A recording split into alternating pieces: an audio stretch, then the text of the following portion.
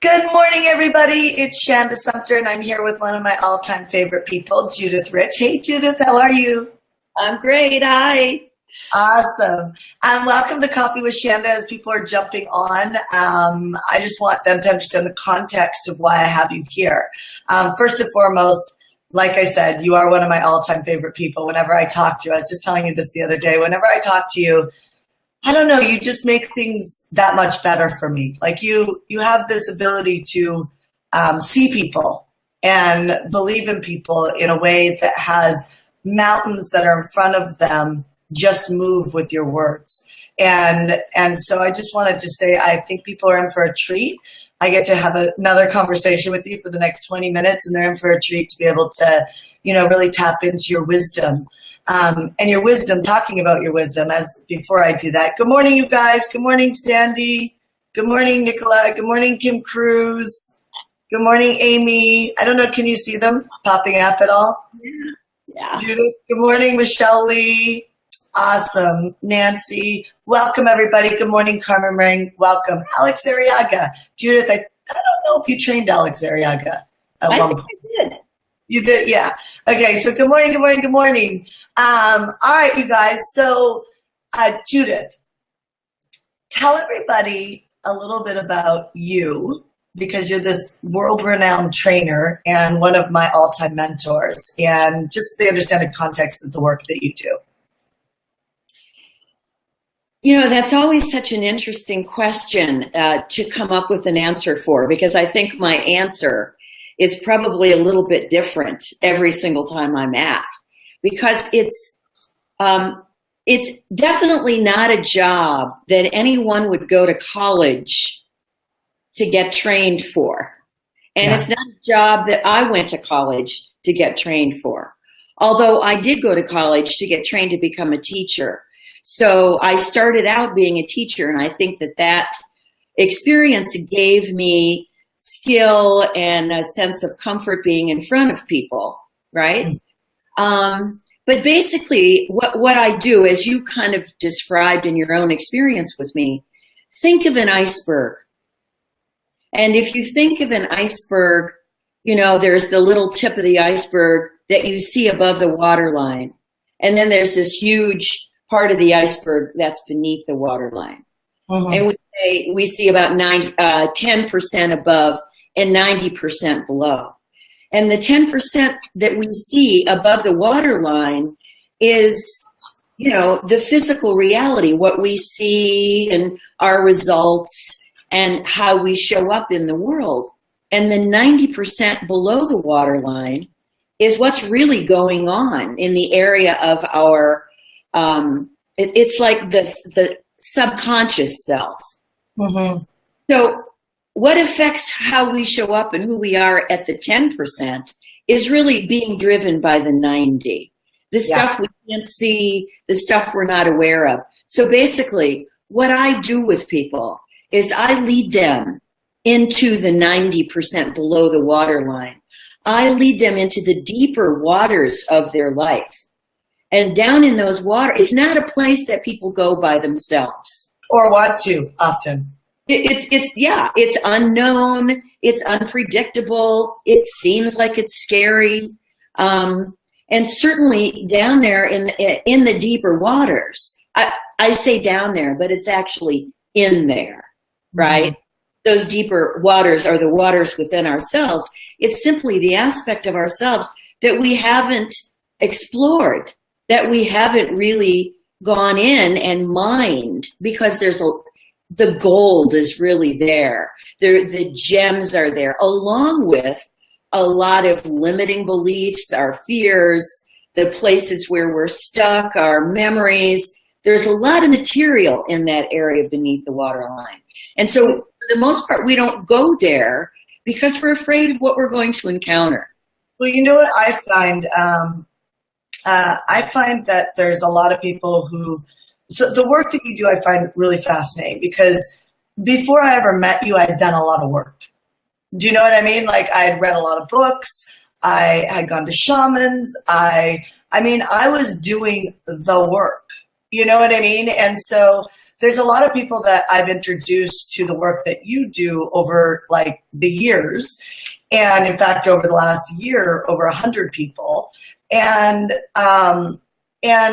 I'll still come up in front of people who will say, Shanda, I don't want to go there anymore. Like, I've already done all the work.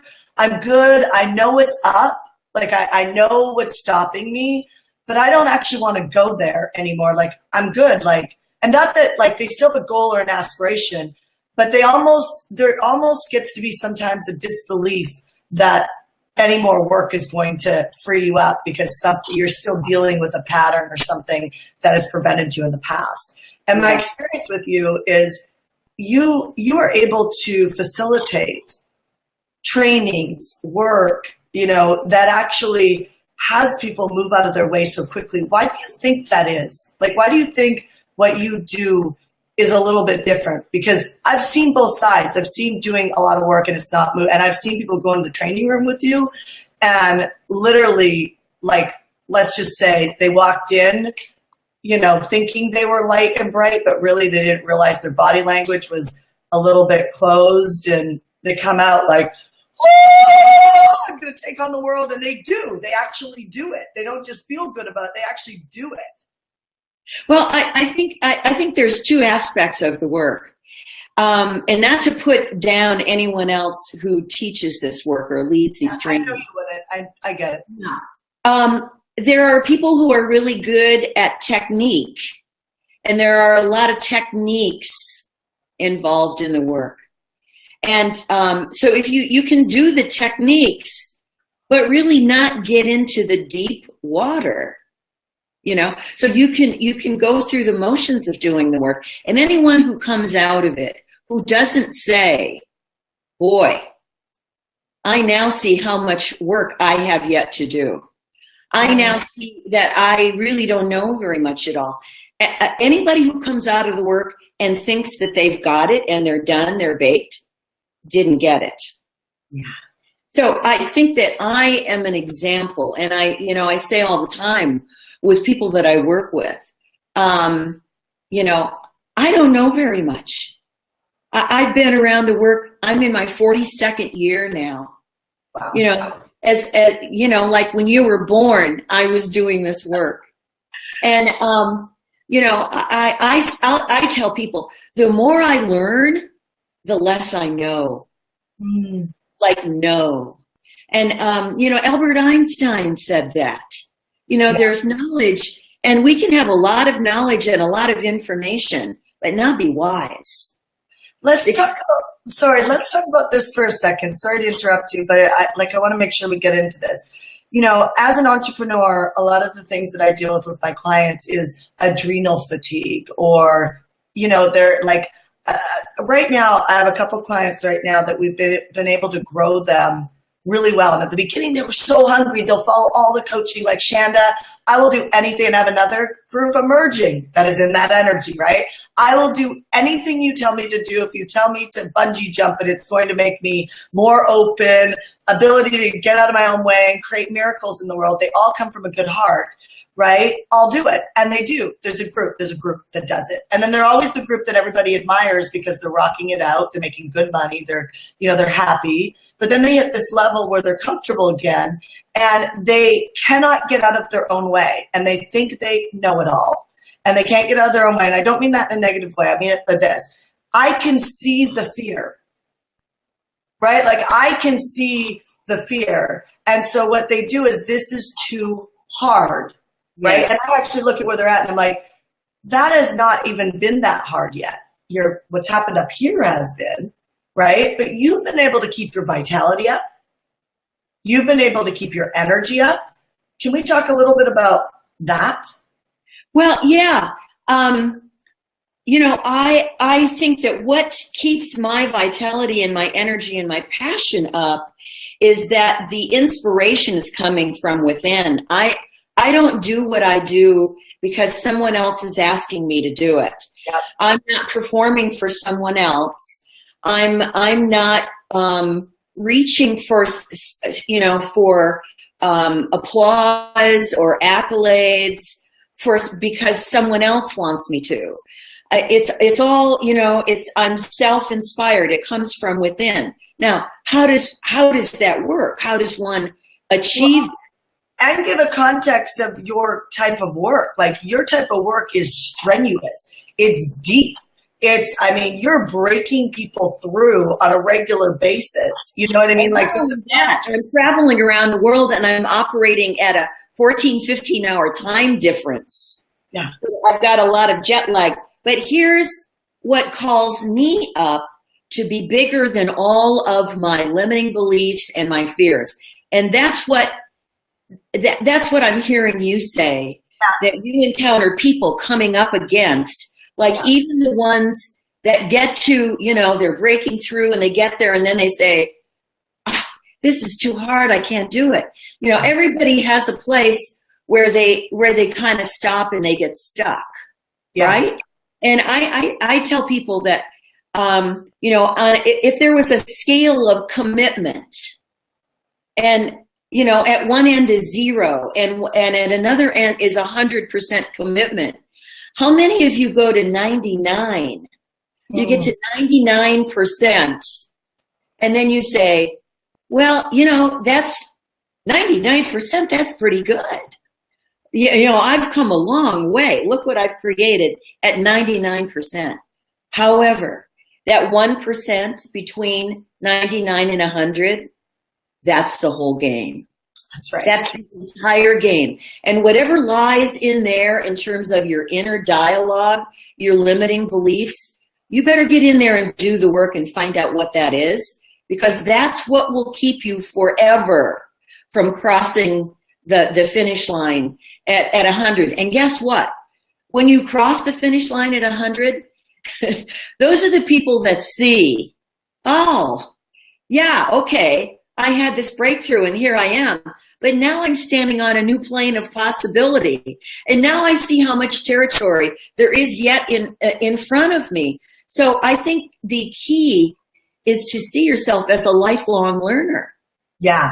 And you don't ever reach a place where you're done or cooked, but it's just this ongoing, continuing journey. And here I am, I'm 75 years old. And by no means am I finished. I'm having dialogue. You're very much working all around the world right now. Yes, I am. And I will say this, Shanda, I'm not working at the pace that I did when I was your age. Yep. So, I would go and do 5 or 6 trainings in a row. Wow. I'm not doing that anymore. So I have a much more, it's much more important to me now to have a balanced life. Yeah. To still be engaged in my work because I'm committed to my commitment. Yeah.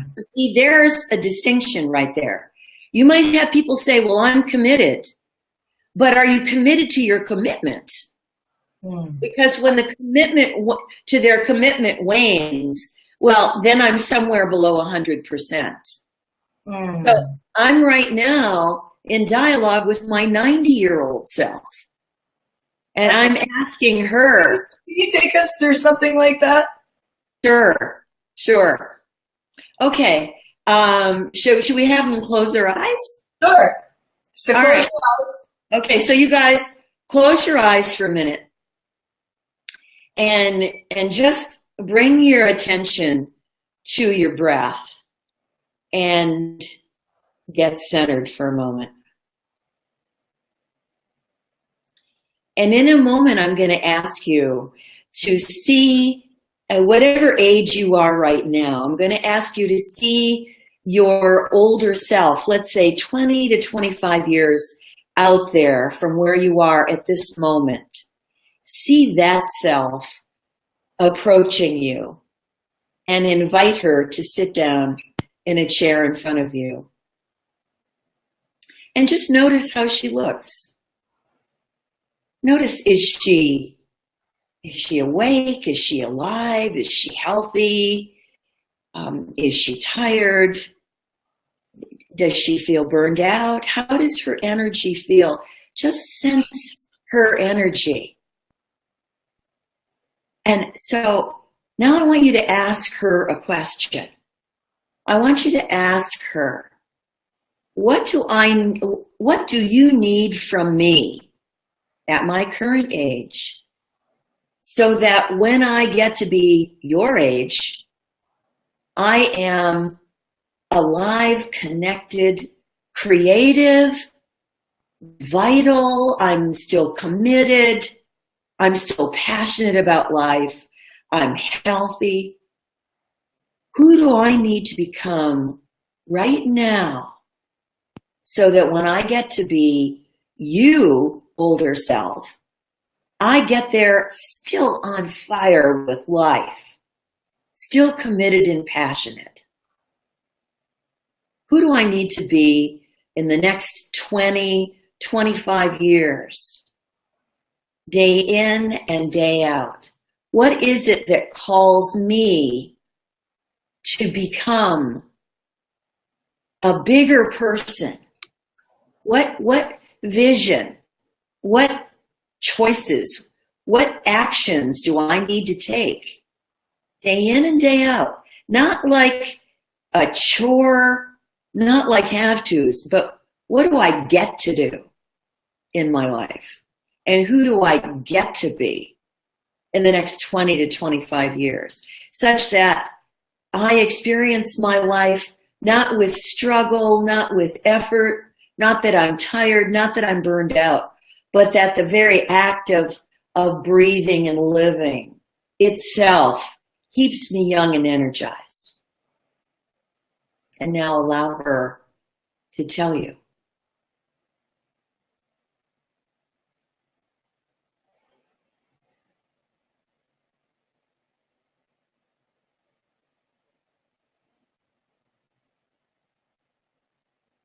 Maybe she has just one thing to tell you. Maybe she has several things to tell you.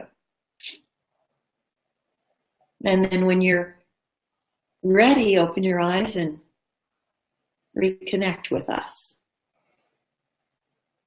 What did yours want from you, Shanda? I could have done that for like an hour. Well, I recommend that you do. I recommend that you go back there and do it. Just being light, you know what I mean? Just being really light. So, you know, I saw her like going like this, and then I also saw her like a little, like kind of almost, I was like, is she sick or is she sick? Wasn't the thing, but like almost like tipped over sort of. And she was going back and forth, and then it was just be light. So, you know, as we grow up in my life and in the company, there's more people for me to coach and be in family with, you know what I mean? And you have to let some of the family go, and you have to like be there for other parts of the family that are ready for you to coach them. And so that's been a real loving moment for me, you know? So it's just be light. I like it.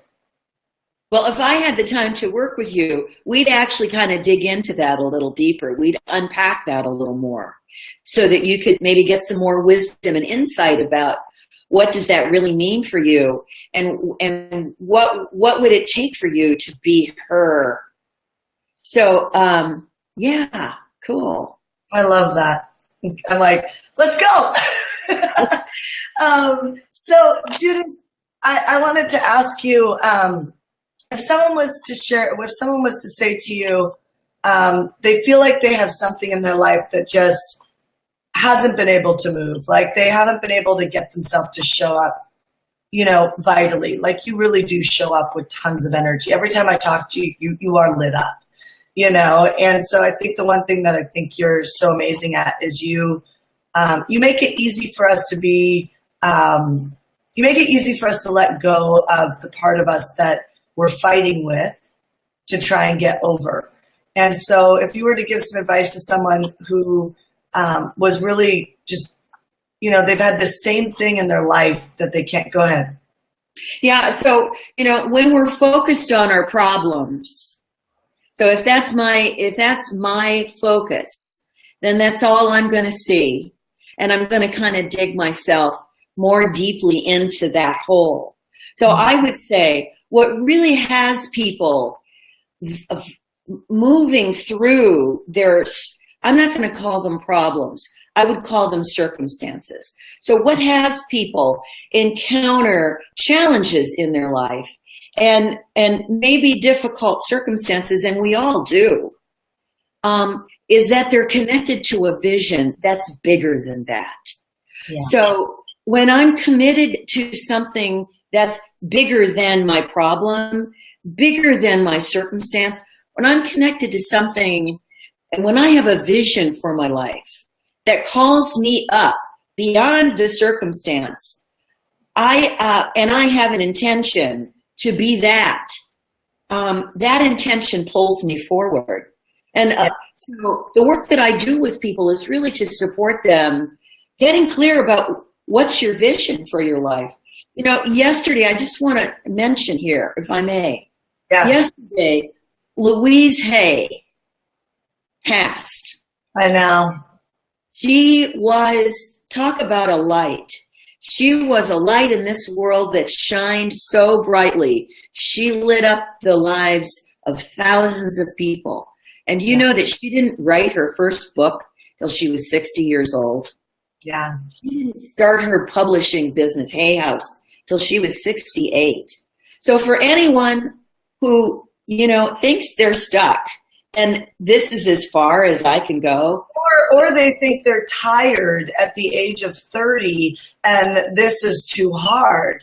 You really have to think your vision is not it. You may think it's projected hooked into an energy that takes you to a much greater place.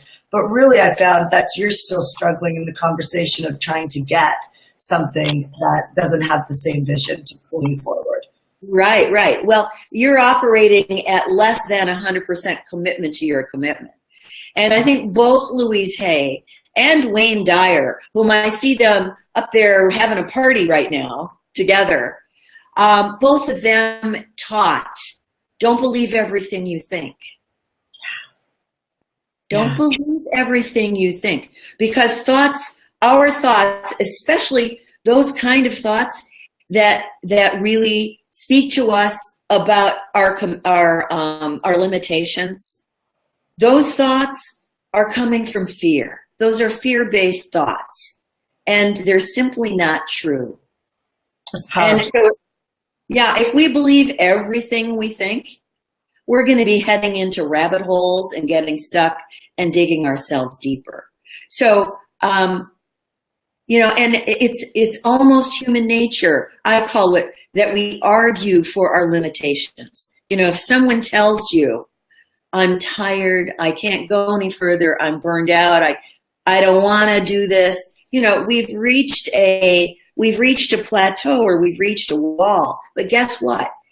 That wall is only there to have you become who you need to become to go over it or to go around it. It's not like a real thing.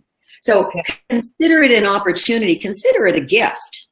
Yeah. You know, if we look at what's coming out of Houston right now, as horrible as that situation is, we can also look at how people are being mobilized and called up to stand up for people and go beyond, you know, their own tiredness and support. I call it, I have a hashtag all souls on deck.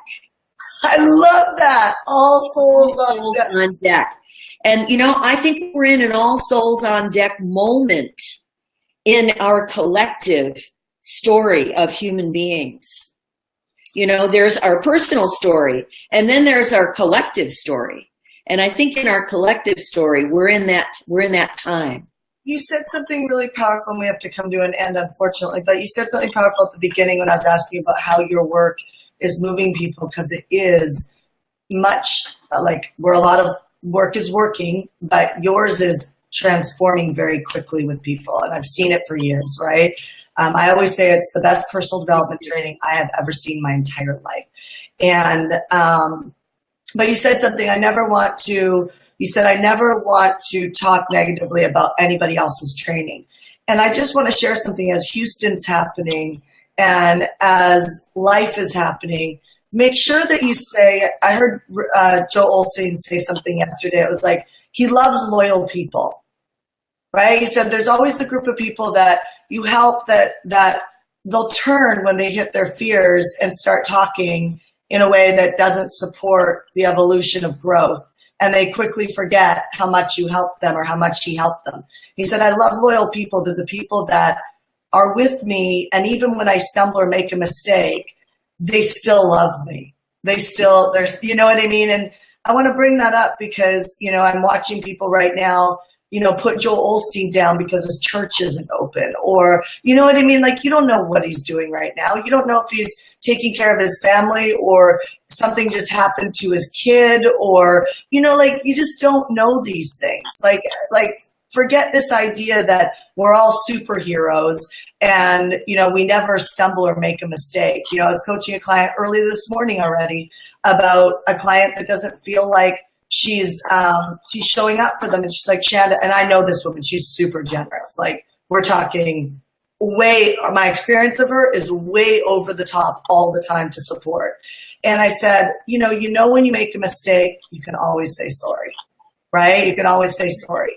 But also know that, when people are going through these moments, to look at the pain or the fear that they're in right now and help them eliminate that and put your emotions to the side. Don't take responsibility for those emotions. Be there for the individual and help them get through to the other side. So I love loyalty. I am loyal to you, Judith. In January, we're actually going to do a training together for just entrepreneurs in San Diego, which is going to be amazing. It's such a dream come true that I get to be a part of the transformation, or at least holding the container for the transformation that I got to go through 13 years ago or 12 years ago. And that's pretty awesome. I noticed on the screen, some people asking, how can they work with me? And so there's an opportunity right there coming up in January. Yeah, absolutely.